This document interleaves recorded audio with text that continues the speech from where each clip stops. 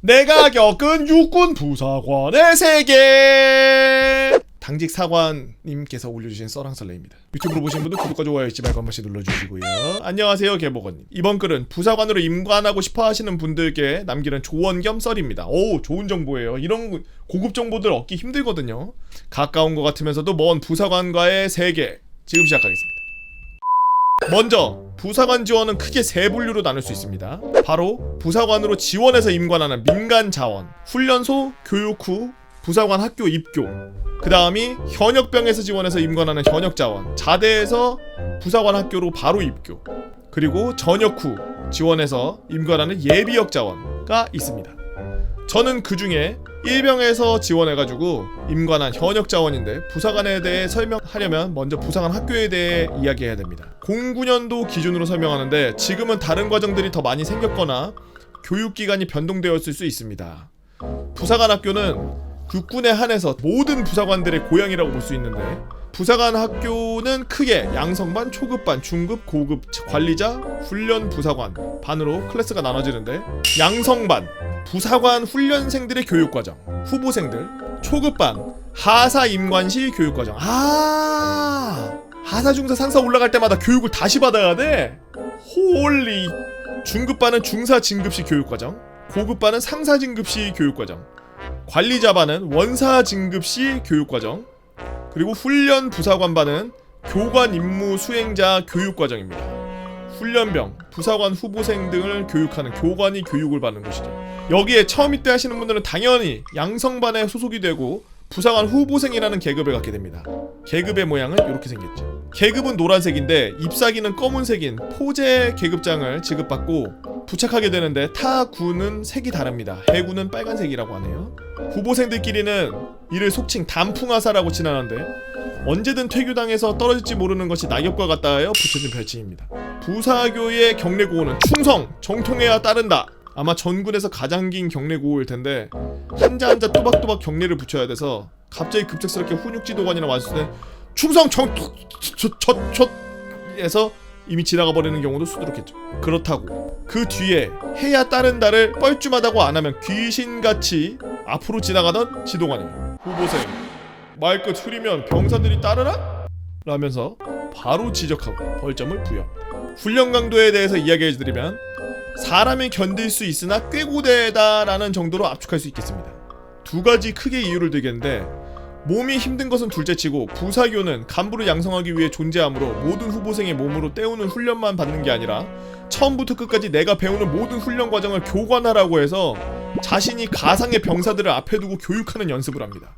예를 들면, 자, 오늘은 경례에 대해서 알아보겠다. 경례는 전방 45도 두 팔 상박의 하박을 몸에 완전히 밀착시켜서 오른손 끝에 자신의 오른쪽 눈썹의 끝에 붙이는 걸 실시! 경례에 대해서 교육한다. 경례는 전방 15도 두 팔 상박 라면서 자신은 훈련받은 동시에 교육 연습을 또 다시 하는 거죠. 그렇게 연습한 모든 것들은 전부 평가 점수로 환산이 되죠.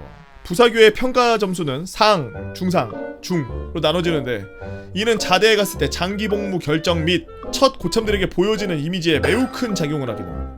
그렇기 때문에 오늘도 부사관 후보생들은 열심히 교육 연습을 하고 또 하고 있을 겁니다. 그만두려면 언제든지 그만둘 수 있다는 것이 가장 무섭습니다. 특히 양성반은 흡연 금지가 되어 있는데, 양성 과정 기간 10주, 많은 흡연자 후보생들이 꽤 고통으로 작용하고 실제로도 몰래 지도관들이 피웠던 꽁초를 주워서 피다가 퇴교당한 후보생들이 수두룩 빽빽입니다. 훈련 과정은 전부 다 말씀드릴 수는 없지만 거의 모든 것이 훈련병 훈련소 과정에 플러스 교관화 등 심화 과정으로 이루어져 있으므로 하루가 진짜 어떻게 지나가는지 모를 정도로 눈코 뜰 새 없이 훈련하고 교육받고 공부하고의 반복입니다.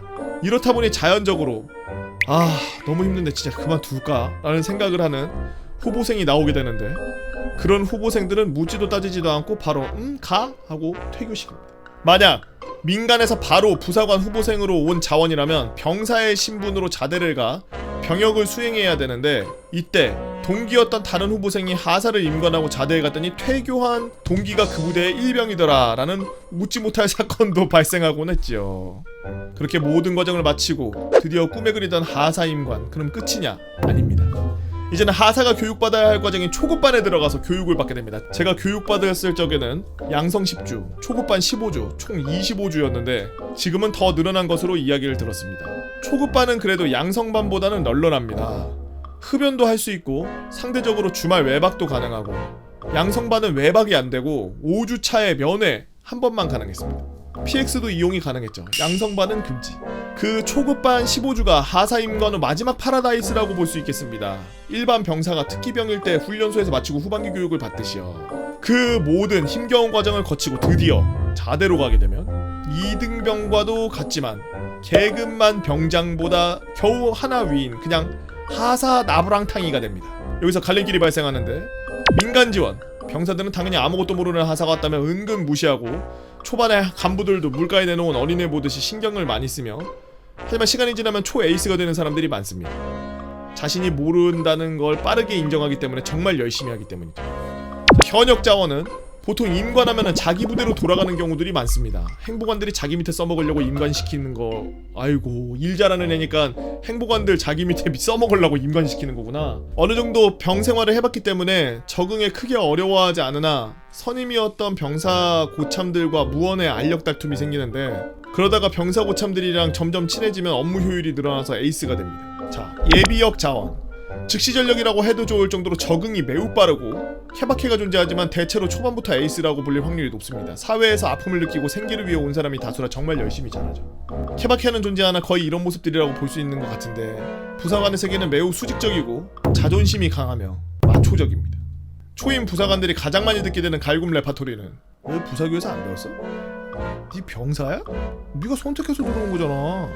초임 부사관은 움직이는 샌드백이라고 보면 됩니다. 지금은 아닐 거라고 생각하지만 제가 겪었던 2009년 초임 부사관의 생활상은 구타, 가혹행, 폭언, 욕설 등 하고 싶은 거 그냥 골라서 당했습니다. 그 모든 것이 네 선택인데 그것도 못 견뎌? 라는 게 베이스죠. 09년도 시절에는 지금의 병영문화 개선이 많이 이루어졌다고 믿겠습니다. 이를 빠르게 벗어나기 위해서는 어떠한 방법이든 가리지 않고 뭔가 하나는 인정을 받아야 합니다. 부족한 면이 있으면 도태될 뿐입니다. 자기 역량을 계속 발전시키고 또 결과가 좋아야만 인정받을 수 있죠. 부사관으로 임관하는 분들에게 드리는 이야기가 너무 단점밖에 없었나요? 이번엔 장점에 대해 이야기하겠습니다. 정년 보장과 연금. 장기 복무가 되면 정년까지 복무하고 군인연금을 받을 수 있습니다. 현재 기준 대한민국 공무원 중 가장 연금 수령액이 높은 직군 중 2위로 군인연금은 말 그대로 먹고 사는데 전혀 지장이 없을 정도의 연금이 나옵니다. 오히려 풍족하다고 볼 수 있죠. 200 중후반 정도의 수령액이라고 보면 되는데, 이는 복무한 연수에 따라 살짝 차등이 있습니다. 군인 아파트 제공, 가장 큰 메리트입니다. 결혼한 기혼 간부에 대해선 군인 아파트가 제공되는데, 물론 100% 다 좋은 아파트는 아닙니다만 그래도 내 생활 공간이 보장되어 있어서 상당한 안정감을 가지고 복무할 수 있습니다. 군인 아파트에 있는 동안 월급은 열심히 모아서 자신의 아파트를 구매한 선배님들도 많이 봤죠. 당장 결혼에 거처할 집이 있다는 것은 사회생활에 엄청 큰 메리트입니다.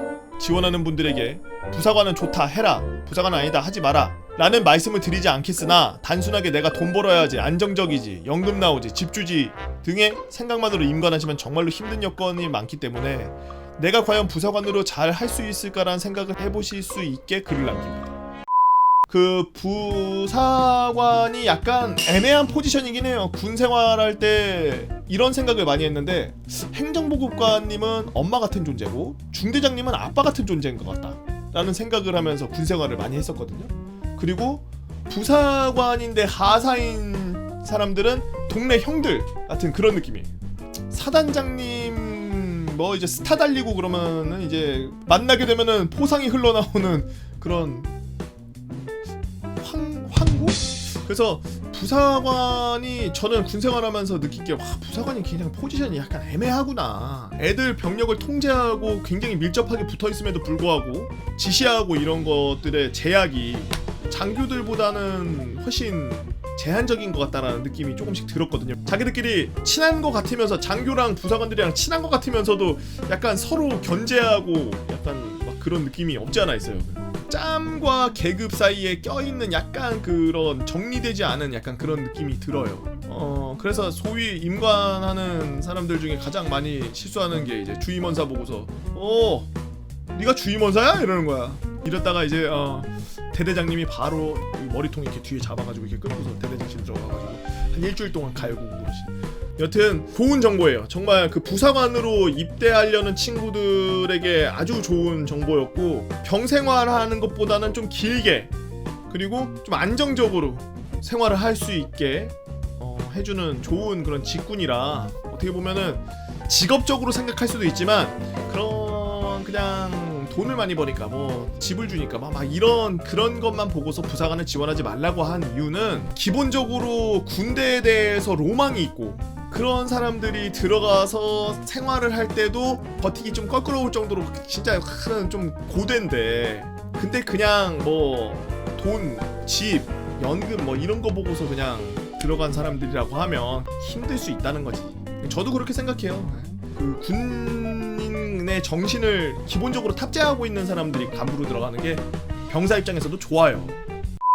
유튜브로 보신 분들 구독과 좋아요 잊지 말고 눌러주시고요. 여러분들의 재밌는 이야기, 꿀팁, 즐거운 얘기, 무서운 이야기, 미스테리 등등 그냥 뇌 속에서 생각나는 모든 이야기들 입이 근질근질한 네이버 카페에서 개보고 팬 다 모여라 개팬다로 오셔서 써랑썰레 게시판에다 남겨주시면은 유튜브로 작업해서 이렇게 올려드리도록 하겠습니다. 오늘도 나라 지키느라 고생하시는 우리 장교, 간부분들 그리고 병사 여러분들 모두 고생이 많으십니다. 너무 감사드리고 곧 있으면은 휴가도 자주 나올 수 있고 외국도 자주 나올 수 있으니까 조금만 버티시고 힘냅시다.